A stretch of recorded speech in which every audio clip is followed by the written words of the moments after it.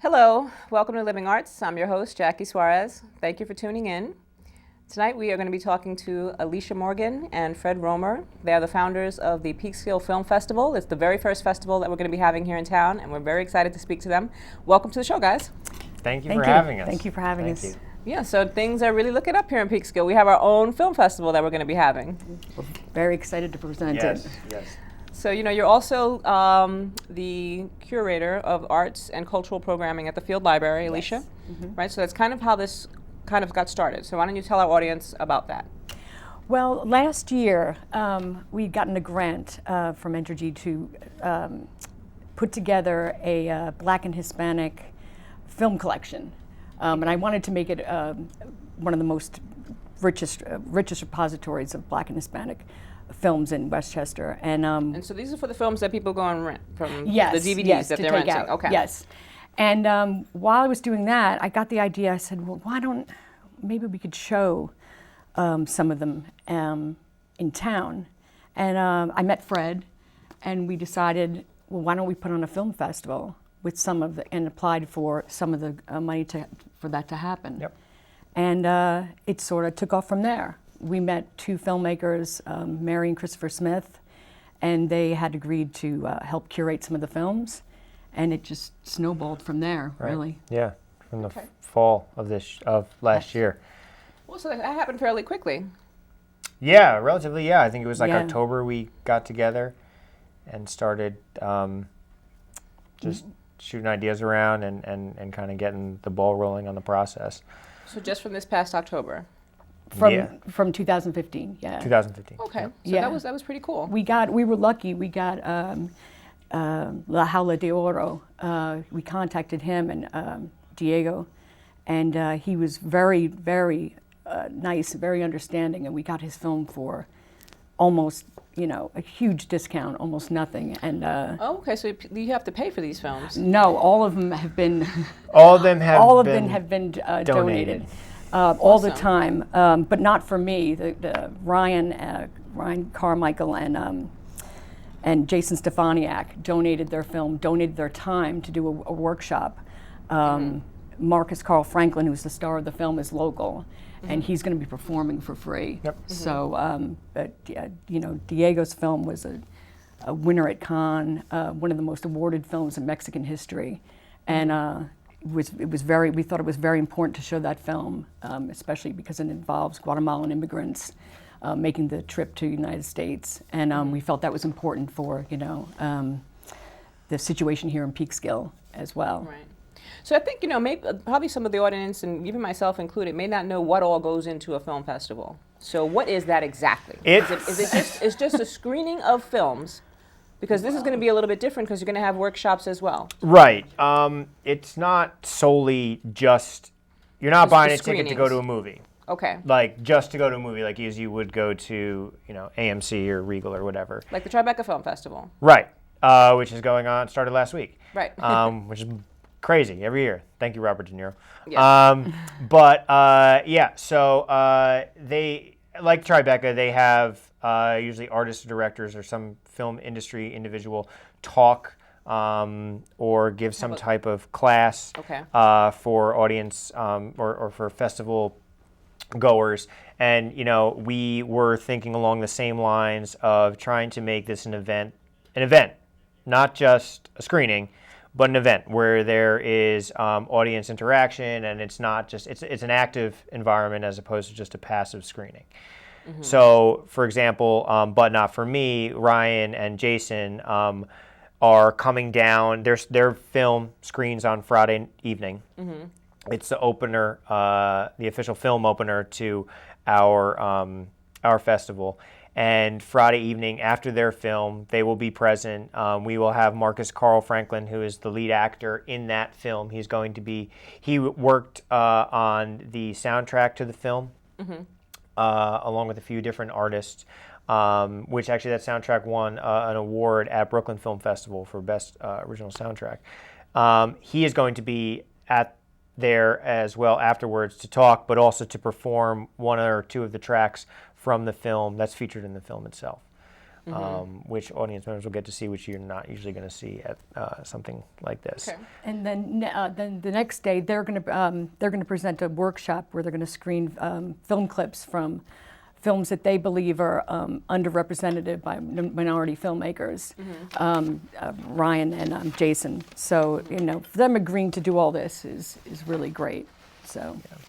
Okay, so then let's talk about the feature films that we're going to have. Now, you've mentioned two already. You have But Not For Me and La Jaula de Oro. Right. So those are the two that are the features, or the ones that are the more prominent films that you're going to be screening and discussing as part of the film festival, correct? But you also have, it looks like about a little less than 10 others that you're going to be having as well that are just going to be a part of the film festival, or will it be workshops and how's that going to work? Well, 3 of them are going to be screened at the Hudson Valley Center for Contemporary Art on Sunday. That's Sunday's Sunday schedule. And they're going to be on a loop all day during their event, which is going to be interesting because they're shorter. And so during 4 hours, they're just going to be continuously shown, which is great because that's going to be a museum experience as opposed to being, in a film festival at the Paramount where you sit down. It's going to be, there's going to be people walking around, and you're going to be sort of immersed into an opening at a museum experience. So okay, that should be very cool. Yeah, and the exhibit they have on there right, as well. exactly, yeah. Yeah. So there'll be multiple things going on at that event itself. Right, and then and also on Sunday we're screening The Great American Jukebox, which is a documentary about this collector up in Somers who collects jukeboxes, and also the history of early Americana music and is collected on jukeboxes, and that's going to be screening at the Peekskill Coffee House from 5 to 6. So that's a completely different experience to seeing a film. So that we thought that would be something interesting to do as well. So these are the various venues that you're going to be having. And then Saturday, with the films that we're screening during the block after the workshop by Ryan and Jason, we have this block after that workshop in the afternoon that I believe is running till about 4:30. No, it's going to run till about 6. The last film, we were thinking about having it stand on its own. Right. Which is, go ahead, I'm sorry. Oh, no, but those filmmakers are going to be, the majority of them will be present there. Yeah. So they'll be able to say a bit about their film. Their film will be there. And I know a lot of these filmmakers, Mother of the Year is one, she's right? She's from Croton. She's from Croton. Actually, Americanos, Latino life in the United States, are also from Croton. For some reason, Croton is highly represented in this film festival. Right. So we'll have all these, the majority of the filmmakers present at the film, and they'll have an opportunity to introduce their film. So how many films do you have in total as a part of this let's see, I thought it was about 12, I believe. 12 films. Yeah. Okay. Yeah. 12 films. So now this starts on Friday, and you said But Not For Me is the one that's opening. Yep. Okay. Yes. So tell us some more about that. I know you went into it. Just how did you even get a hold of this film? What's the process? This film was interesting, kind of on a standalone basis. Basically, I work at the Paramount, and this summer I met a few individuals who one is a professional singer, and he wanted to do a show at the Paramount, so we were talking about some things. And I met a couple of his friends, I guess you call them, whatever you want to call them, and one of them was this actor, Marcus Carl Franklin. And we had discussed, after Alicia came to me, I became friends with these individuals, and after Alicia talked to me, we brought Marcus in, and Marcus had just done this film, which had just been released, and was starting to do the festival circuit, Brooklyn, Queens, Virginia. They were going all over the place, and it was winning a handful of different awards. And basically, he's local, and it was very involved in the community here in Peekskill. And he was working for Arts 10566 for a little bit while, teaching kids tap dancing and stuff. So he was involved in Peekskill. And we sat down and discussed, and he got us in contact with the director and the producer. And we kind of went from there and talked to them about, screening the film, but also about kind of going further and doing this workshop and this performance piece. after the fact and having them come up and participate in it.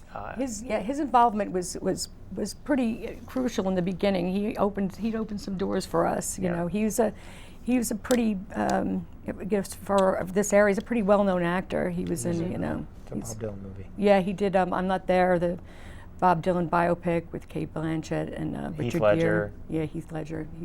He played one of the 6 forms of Bob Dylan in this interesting movie probably 10 years ago. Not even. So that kind of really that was a great score for you guys. Yeah, it was great. It opened up a lot of doors and kind of gave us insight into some of the potential things that we could do with the festival, as opposed to not just being movies. Yeah. And so now you were talking about La Jaula de Oro as well. So now how was it that you got hooked up with him? I wrote him, I found the people that were distributing the movie, and I just wrote them and said, I love this movie, can I please show it? And they were distributing the movie, and they wrote me back. And then they put me in touch with them because everything was very loose, surprisingly. I couldn't believe it when he wrote me back. He wrote me back and he said, "Sure, get in touch with have you been in touch with my publicist? Here's her address, and here we'll all email each other." And he was going to send me a copy of it himself, which I couldn't believe. Don't you love it, right? When things work out so I know. nicely. Direct line right to the director. Yeah, and forget all the bureaucratic stuff. Yeah, and then they sent me copies of the Blu-ray and copies of the poster, and I couldn't believe it.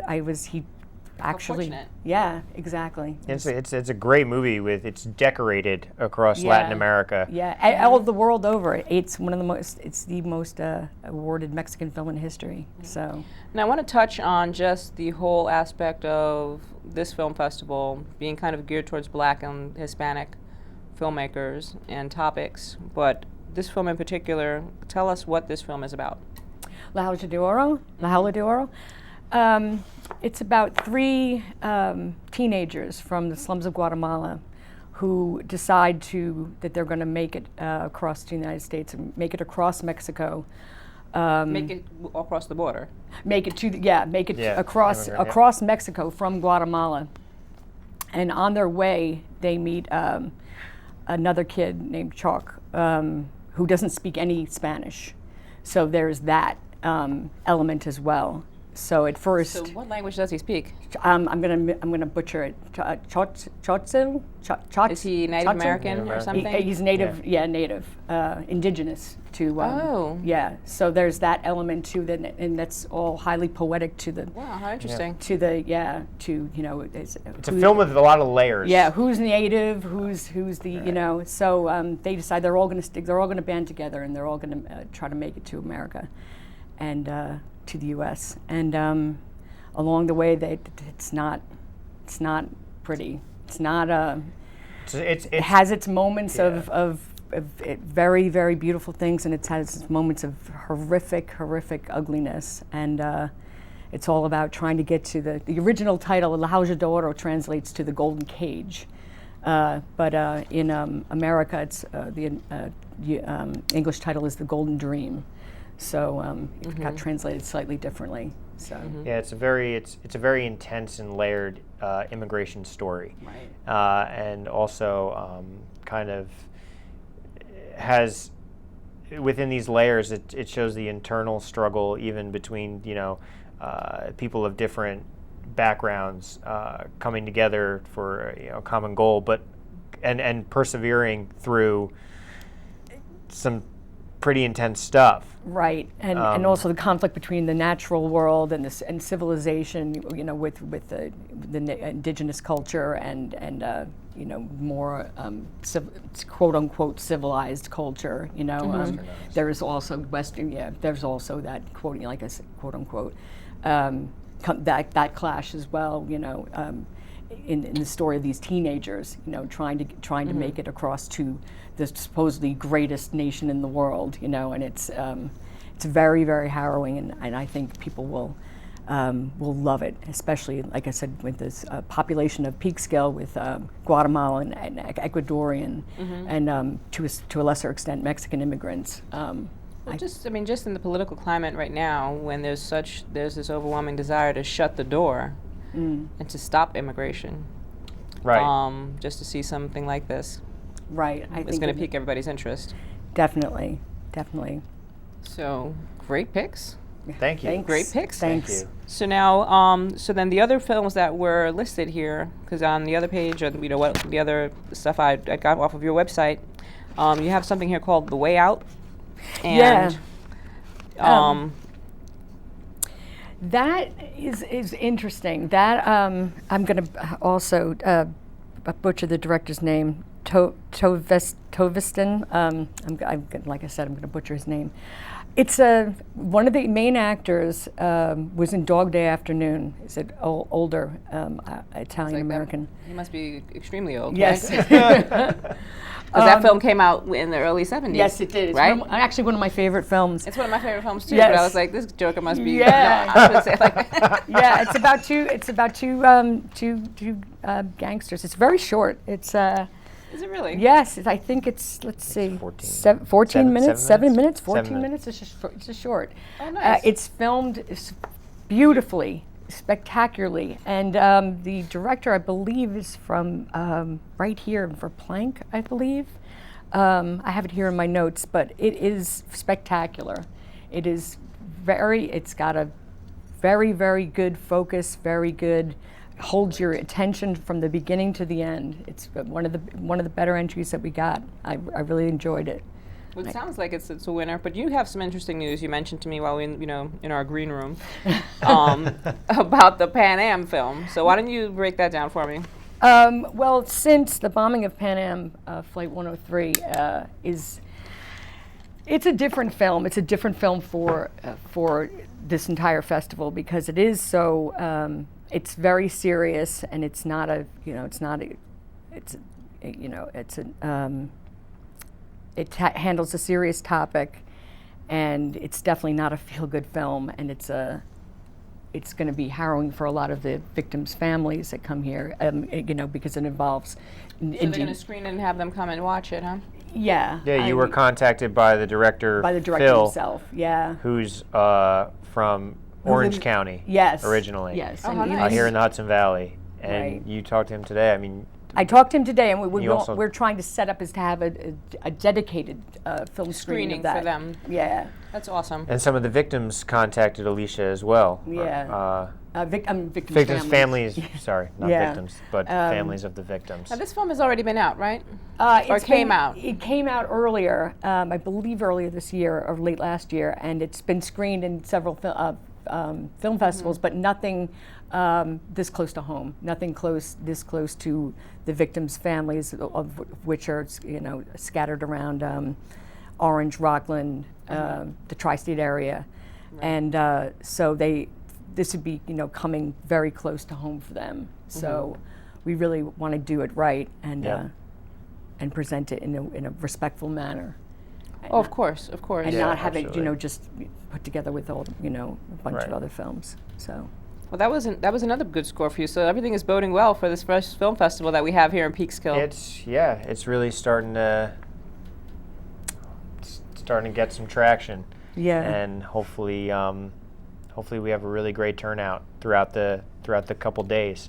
No, absolutely. I think it's gonna definitely have a good turnout. I'm so interested in just finding out about these workshops as well, because that's another little aspect that's going to be different. Yeah, I'm in the process of finalizing some details as well on a Foley workshop, which goes into. You know who's really good, and I've had him on this show, Leslie Bloom. It's with Les. Is that? It's with Les. Yeah. I've been coordinating with his wife, and they've Yeah. signed on Thursday to do the workshop. Because, but we're finalizing the time exactly. So that's wonderful. So you have some local people organizing some. So give me a sense of what the other workshops will be about. Well, there's the Foley one, which is for people who don't know. Sound effects. It basically sound effects. When they see a door close in a film, you have to have somebody actually sit there and record somebody closing a door or somebody walking on gravel and so on and so forth. It all gets layered. So that's going to be on Thursday. And then the other really big one is going to be the one on Saturday. There aren't a lot. There's really only two dedicated workshops. I can't. Am I missing something? No, that's For right now. And the one on Saturday is about 2 hours long, and I'll have a time on the Thursday's one and its length. But those are the two dedicated workshops we have right now. We're doing this in basically 3.5 days, if you include Thursday night. So Thursday through Sunday, at a couple different venues. So we're trying to. So just because I don't think we hit all the venues as well. So we have. Well, the Foley Workshop would be the Half Factory at Alchemy Post Sound Studios. That's Les's studio. You have Saturday at the Paramount. Friday night and Saturday night at the Paramount. And then HVCCA is on Sunday, and then also on Sunday night is at Peekskill Coffee House. Peekskill Coffee House. Yeah. So now, in such a small venue, what will be happening exactly? In a coffee house, we're screening a film. Okay. We're screening The Great American Jukebox, which Okay, so just they're going to have it on a wall and people can come in. Yeah, we're going to bring them. Okay, so that'd be We're going to have a projector. Yep, we're going to have the projector come in there. It's about music, and it's got a lot of great soundtrack. Yeah, fun. Yeah. Yeah, it fits in with Sonny and everybody over there at the coffee house. Yeah. It's going to be, the vibe's going to be consistent. Yeah. So you guys going to have a wrap to everything, or a wrap party We're for having the festival? the one of the sponsors in the official after party is going to be at Rubens on Saturday night. So that's going to be. Yep. We're going to have a good time there. Yeah. So now another aspect of this, as far as kind of earmarking or targeting Black and Hispanic films, what was in that, I guess, for you? What did you see that was lacking in the film selection over there at the Field Library, or what brought you to this? I just didn't see because I order the DVDs at the library. That's part of my job, and I just didn't see not just it wasn't just the library. It's in Hollywood in general. There's not an emphasis, and I think this was a point that was brought up at the Oscars this year, that there's just not an emphasis enough on promoting Black directors, actors, cinematographers, and their work.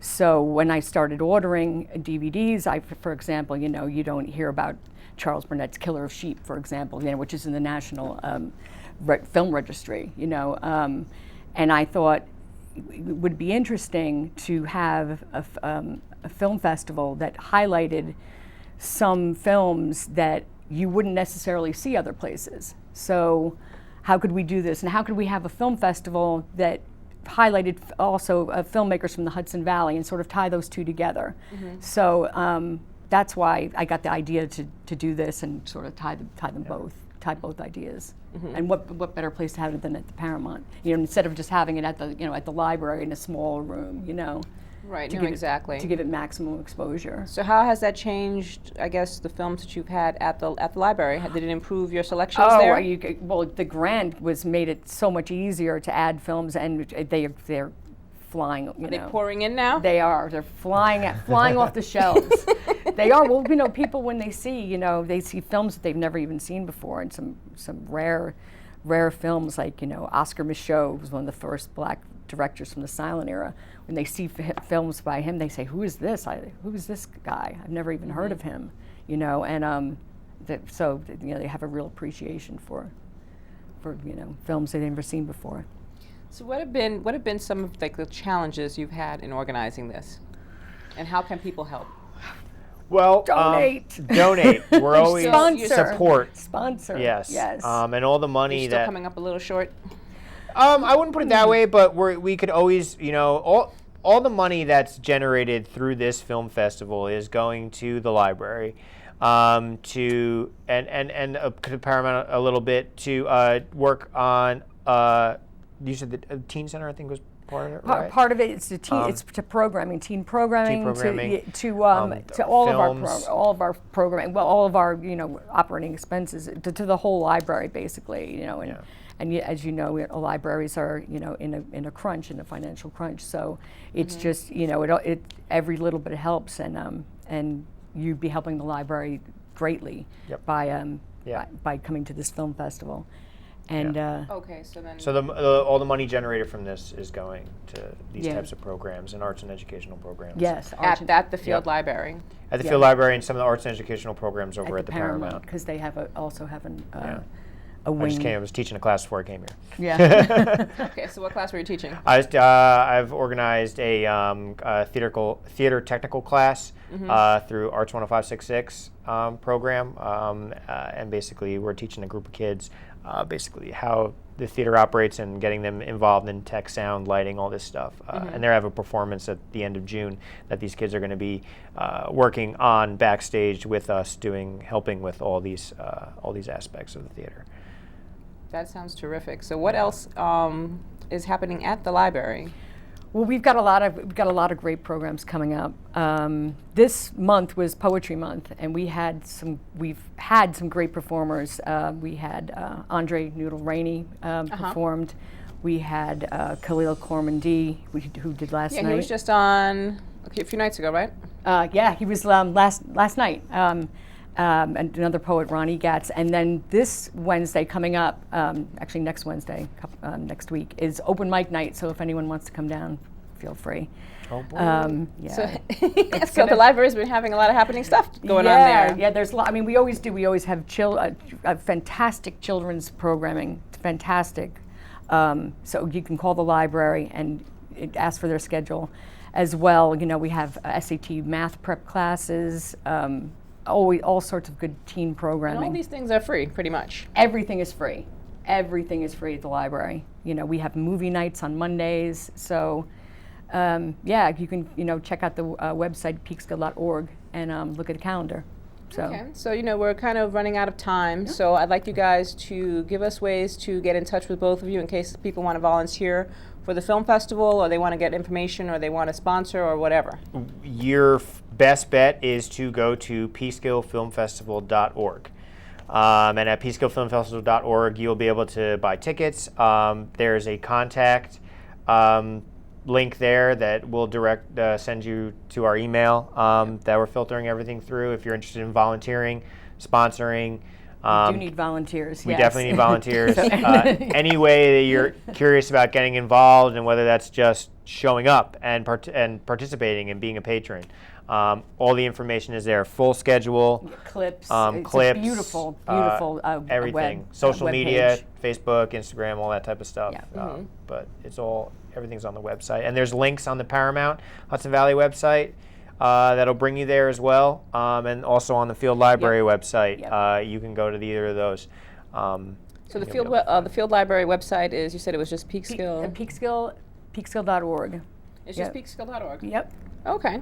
Well, terrific. It's been wonderful to hear about the film festival. I hope it's a huge success. Thank you. I plan on attending and dragging some people with me. Yes. Thank you. Maybe in a limo. You should come in a limo. Come in a limo? I don't know about that. Jackie might be on foot. Come to the red carpet. Yeah, so I don't know, but I will be there. I just want to thank you both for your efforts and picking these films out. I'm so looking forward to it. Yeah. And thanks for coming to the show. Thank you for having us. May 13th through 15th. And to my to my lovely Living Arts people, I want to thank you for tuning in. I hope you've enjoyed this. Come and support this wonderful film festival. We hope we have many more. And as always, we just love you, and we'll be around again soon. Peace.